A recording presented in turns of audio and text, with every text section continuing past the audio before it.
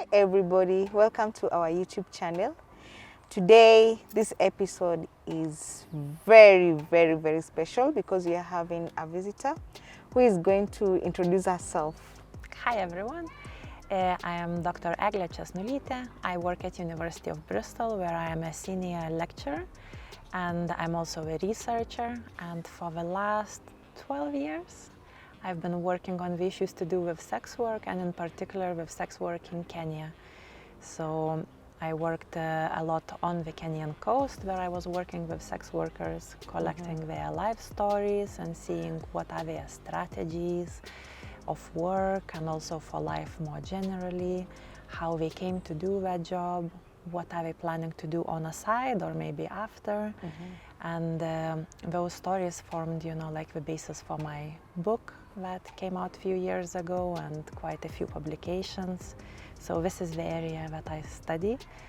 And of course, I cannot study it alone. I have been working with bar hostesses for all this time, right, on different projects. They helped me with collection data for my PhD, but then we've been working on projects about sex worker politics and other things. Yeah, great. So if we want to find your book, where can we find your book, and what's the name of the book maybe? I should have brought a copy, but I didn't. But if you want to buy a book, I actually stopped by Yaya's bookshop, Yaya Center's bookshop, and they have copies there. The book is called Selling Sex in Kenya, and there are quite a few copies in Yaya Center's bookshop. So if you want to buy it, it's there. It's there. Otherwise, you can get in touch with me and I can see what I can do. Maybe I can find a copy for people. Wow, great. Trust me, our viewers, that's a book that you must read. So you heard what she said and you've heard where you can get it. That's fantastic work you're doing, and I'm so happy to have you as our guest today. And why are you here in Kenya now, this time around? Are you doing another book, or why are you here? Well, maybe we will see. But I am here for a new project for which we are collaborating with bar hostesses again. And it is a new project on sex workers and key populations accessing justice through ADR systems. Wow. Okay, our viewers, in case you did not know what ADR is Alternative Dispute Resolution. These are methods that are used to settle disputes outside the courts. Yes, indeed. So alternative dispute resolution is something that is around not that long time. It came with Constitution of 2010. Yeah. So like I think for the legal processes, this is very new in a way. Yeah, and we are interested in how these mechanisms are used by key population organizations to help their clients access justice better, faster, cheaper, on bigger scale, because bar hostesses see this potential very well, and I agree with them that this has a lot of potential to make things better for key populations. Yeah, when it comes to matters on access to justice. Exactly. So who did you meet? So me and Zosfin, who is a lawyer at bar hostesses, we traveled a lot in the last few weeks. And we visited a lot of partner organizations, a lot of drop-in centers of these organizations. So we visited quite a few dices of bar hostesses themselves and spoke to a lot of paralegals and policy officers and different people who are working in the offices of bar hostesses. We met people and paralegals from Keswa. We met people from SWAP ambassadors. We met people from Hoimas. Who else did we meet? Yeah, those are enough. Kelin, not Kelin, Katindi's lawyers. Yes, Katindi's lawyers. We met with some police officers to see what they have to say about the ADRs and key populations accessing justice. Yeah, so it was a lot of meetings in the last few weeks. And what we were trying to do is to map out how key populations and key population organizations are using ADR mechanisms at the moment what are the main challenges, what are the main problems, and what are their needs to be able to use that those legal structures better, more effectively, and with better results. Yeah. So what is that? What did you find in common with those organizations that you visited? So one thing that was very clear in all the meetings is that ADR is a very important mechanism for a lot of key populations to access justice because of the difficulties of accessing legal systems through formal ways, right? So like things to do with stigmatization, things to do with a lack of resources, things to do with not necessarily knowing how the legal system functions or being scared of it. So ADR is a very good mechanism for a lot of communities because it allows them to solve a lot of conflicts or disagreements or some issues within the community and arrive at the lasting decisions, let's say. Yeah? So like it seems that everyone that we spoke to were very enthusiastic about using these ADR mechanisms, and they saw a lot of need for it. But they're not adequately equipped for the same, yeah? Exactly. Is it so different from maybe your experience from your home country? So I'm from two countries. I'm from Lithuania, but I live in the UK. And both of those countries, they have quite different legal arrangements and different situation when it comes to sex work. So I don't know of any mechanisms like that, neither in Lithuania nor in UK, to solve the issues that affect the communities. So maybe this is something that other places can learn from Kenya. As a best practice. As a good practice, yeah. Wow, good. So tell me something about your policy engagements. What do you mean by policy engagement? You mentioned that some of the key stakeholders you met were the police included, yeah? So because the other ones maybe are community persons or people that are practicing law, police are the law enforcers. What was so different that came up with them that the other persons, the other stakeholders did not mention? So I think that when it comes to police, it's a hard question to answer, right? Yeah. Because the relationship with police is very important for key populations.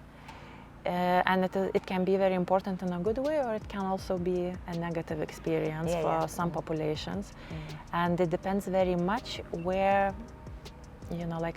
which place are we thinking about. Because some organizations, they manage to have very good relationships with police, right? So like they do a lot of sensitization, they have amicable relationships with police, and in those places, the community paralegals, they are on good terms with police officers, so if there is any issue, they can call for help, and they cooperate in very productive ways. And the same for police. Maybe police gets the case where it is, let's say, 2 sex workers involved, and they see that this can be solved without legal systems, so they call the paralegals who come and then help them to facilitate things. And it can be working very well. But in some places, where this relationship between police and the communities is either bad or non-existent, that can make things complicated. So you feel like police and the community, the sex worker community, the key population community should work hand in hand to ensure that they are exploring the ADR adequately. Indeed, I think that having a good relationship with police is very important, and that is definitely not the case everywhere, right? In some places it can be very tough to be a sex worker and be scared of the police or to think that police is actually the source of trouble. So in your opinion, did you find that the community or those that were engaging with the system, they were doing it the correct way? Yeah, I think that the communities who have good relationship with police, they are doing amazing work. So they do things together. They do what was it? They go and, you know, like have lunches together. Police cleanups. Yeah, the cleanups. They, you know, like in one organization, paralegals said that they stop by police office to say hello and to have a chat. And in the beginning, maybe police is a little bit more reluctant, but eventually they start speaking, eventually they start trusting one another. And that trust is very important, because then both sex workers feel that they can cooperate with police, but also the police can come to sex worker community to ask, maybe there was a crime in the area, maybe they saw something, right? So like it can work both ways. Oh yeah. And I remember one of those police were also requesting that when whatever you're doing and it comes out well, they also want to come and be trained on when it comes to mediation, yeah? Yeah, exactly. So we spoke to several police officers, and they were saying that it is really important to give training and sensitization to police officers so that they understand what are the particular challenges of the key populations and how to work with them in a better ways. So I think that's very nice thing. Wow, like great. So what's your next step after this pilot study? What are you planning to do with the findings, the key findings? Yes, so at the moment what we were doing is just a pilot to figure out what are the key issues, what are the situation on the ground, and then me and you will have to sit down and come up with a draft of a manual for key populations on how to access justice through ADR. Right? So like we will be thinking about what are the main groups of the problems out there, how ADR can be employed when having those problems, and we will try to make an accessible manual so that people who are working with key populations can use it to use ADR correctly, right? Because we saw some deviations from how it should happen in practice. We saw that, you know, like people need a little bit more training. So this is what we will do, and then, you know, like once we have the draft, we will be speaking again to all our partners, showing them the draft, asking for feedback, seeing, you know, like asking them basically to check if we got things right? Oh yeah. Wow, all the best with that. Thank you. Yeah, and by the way, I know that this particular project is something that you really feel in it, something you're doing back to the community. Indeed. And how do you feel about it? The last question, by the way. So how do you feel about it? I'm very excited about this project because this is a project that it's not my idea. You know, like Penina, the bar hostess's director, she was saying that this is very important for community. So it is nice to come and to do something that the community really needs, that is really, you know, like a gap, and that is driven by the community and not me coming from outside and saying, oh, I'm just interested in those things. So like, I really enjoy it because this is something that has real impact, that has potential to be useful long term. And I think that can be a nice collaboration between University of Bristol and bar hostesses in Kenya. Wow, and the best thing is that it probably does not come from you as an expert, it's coming from the grassroots. They're the ones that are recommending on what they really need to be in the manual. They're the ones that are recommending on an ideal training manual for themselves. Exactly. The techniques they need. So it's something you feel. Yeah, I think it's very important that it is not something imposed from outside. It is something that is needed very much, and we are just responding to that need. So what's the next step after the mapping out exercise? So the mapping out exercise, of course, it's only the first step. The next step is that me and Zosfin, who is a lawyer at Bar Hostesses, and you are also certified mediator, which I think is very important because, you know, like that certification is not that easy to get, and we don't have a lot of people working in Bar Hostesses with the certification. So both of us will sit down and we will come up with a draft for the manual. And the manual is intended for the community paralegals who are working with ADR every day to help them navigate the ADR a little bit easier, to make sure that they are doing things the way they should do. Because at the moment we saw that there is a lot of different practice, sometimes not always in line with how things should be. So we will make a draft of this ADR manual, and then we will come back to the key partners and ask for feedback. Wow. Because even though Josephine is a lawyer, I am an academic, we might have gotten something wrong. So we want the partners to look at it, to see, you know, if we're doing the right thing. Yeah. Maybe we will do a workshop if we are lucky. If you're lucky. If we are lucky. Crossing our fingers. Exactly. Yes. Wow. You know, working with a profession is not so easy, but this is for fun, by the way. It's been great working with you, and I'm really excited for the manual and what you're going to do. So, to our viewers, when we have already started on the process, we let you know.